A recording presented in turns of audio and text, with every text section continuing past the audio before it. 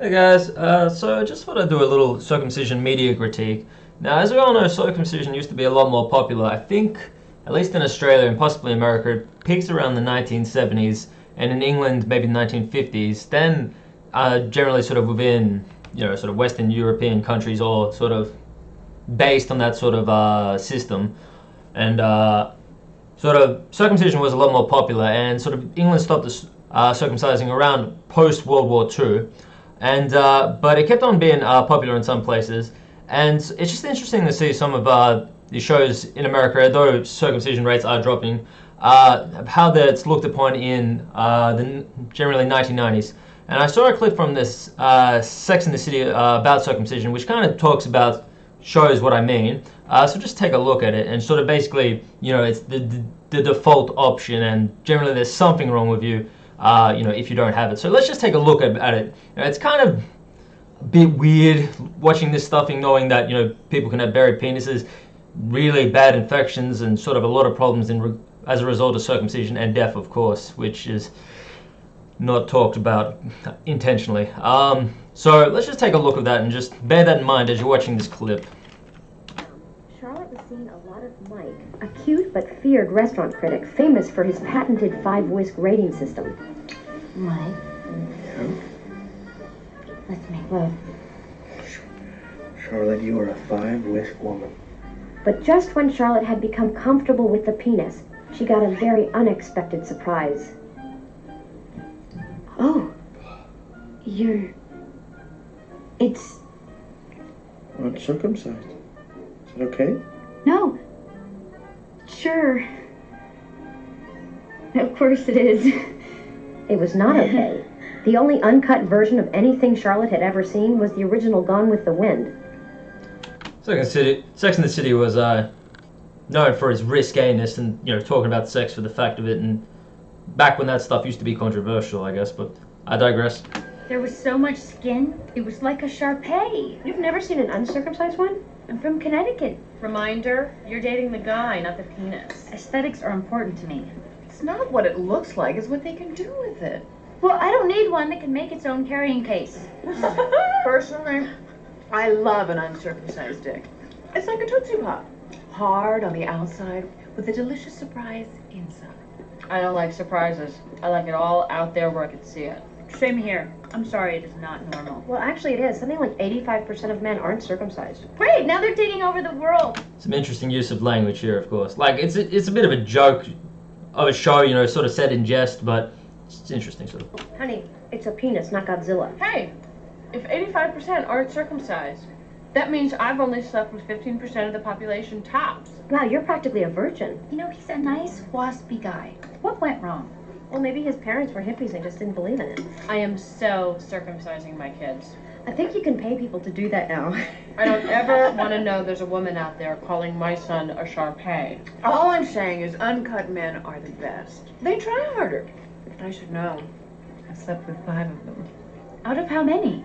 Infinity. That night, Big and I went out to celebrate. Okay, so cool.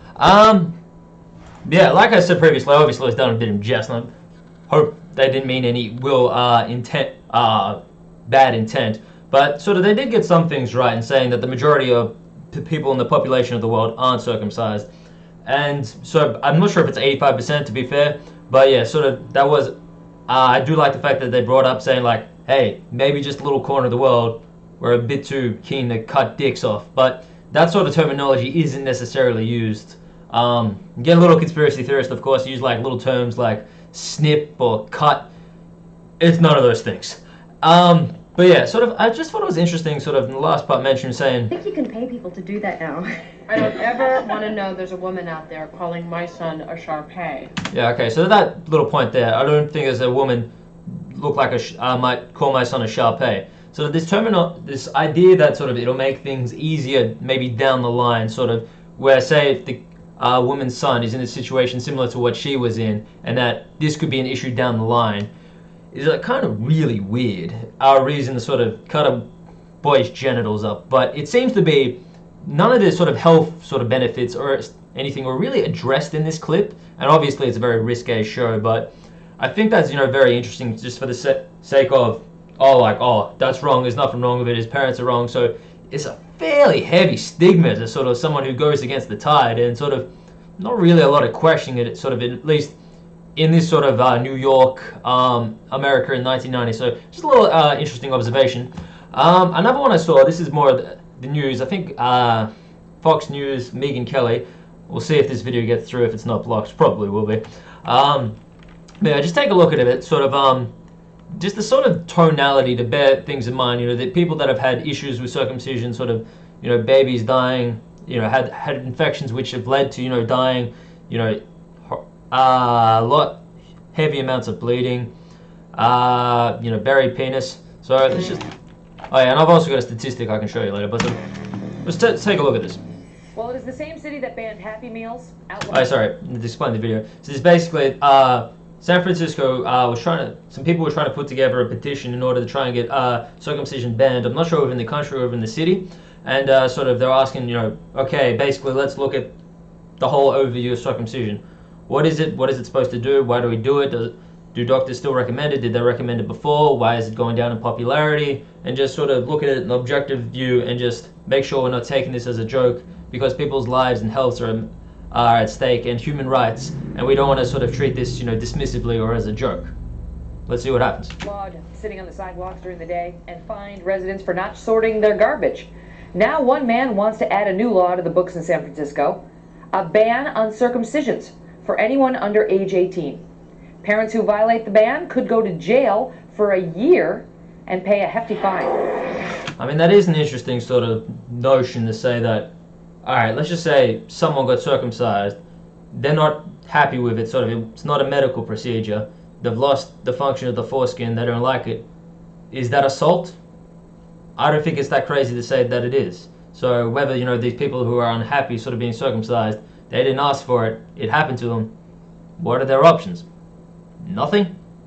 I'm not sure. Lloyd Schofield is the self-described intactivist behind the proposed ban, and he joins me live.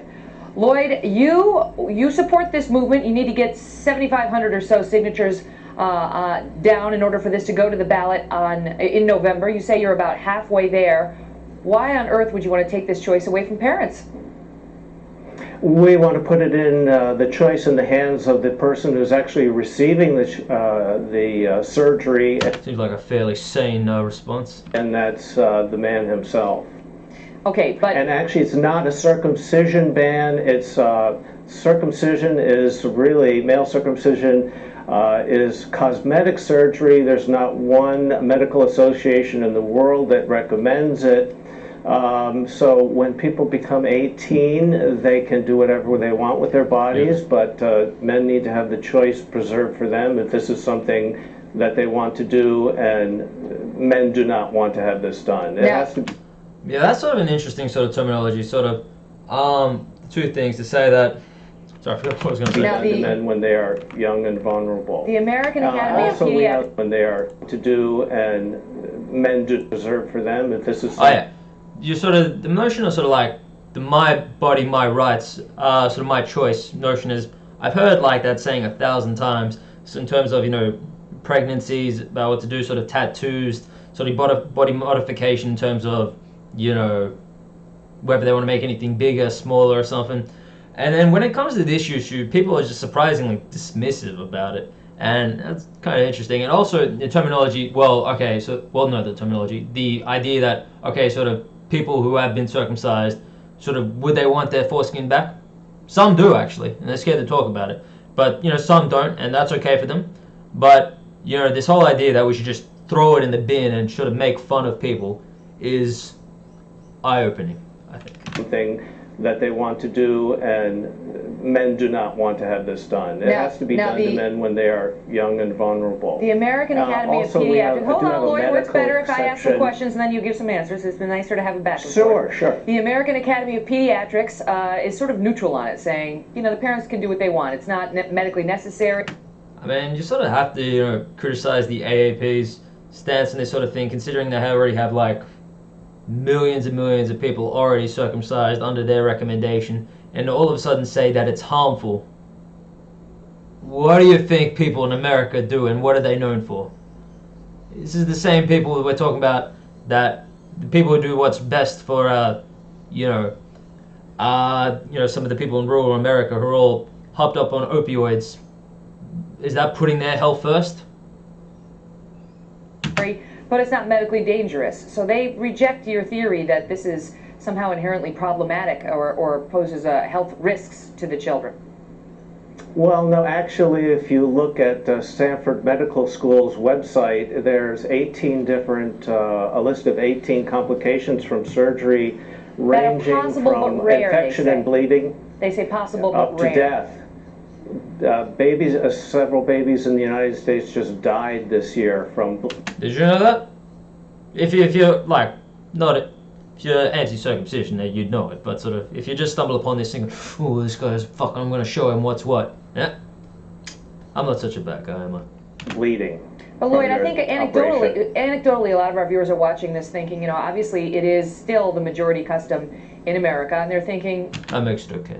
It's done on millions and has been done on millions of baby boys without problems. Without permission as well.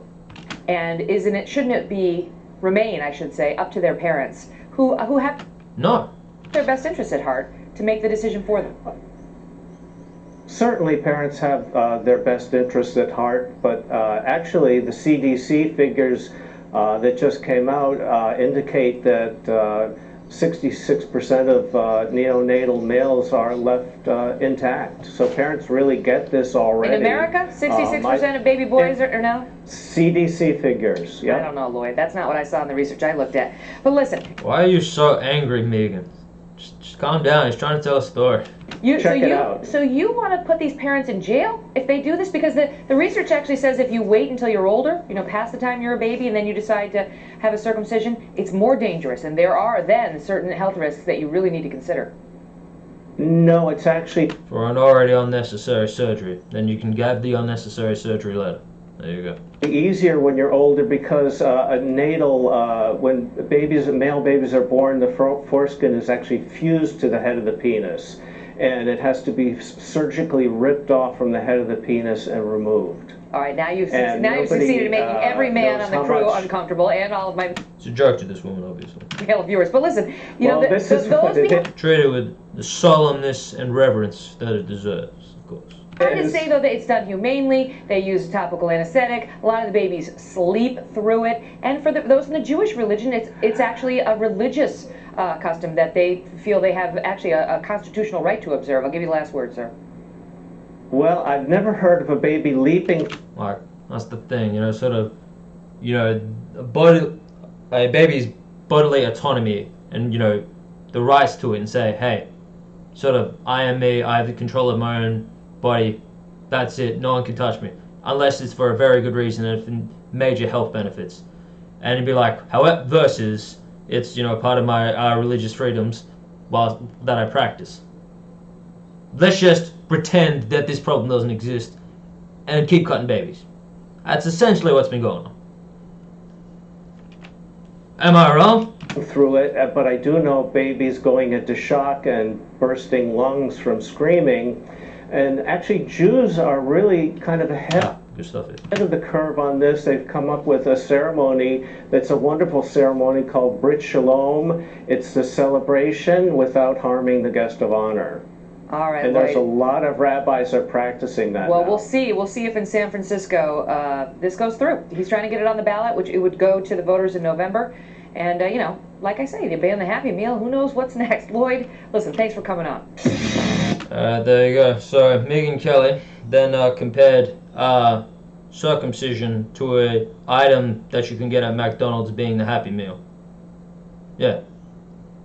Okay, guys, I think that speaks for itself. Thanks for watching the Circumcision Media Critique. See you later.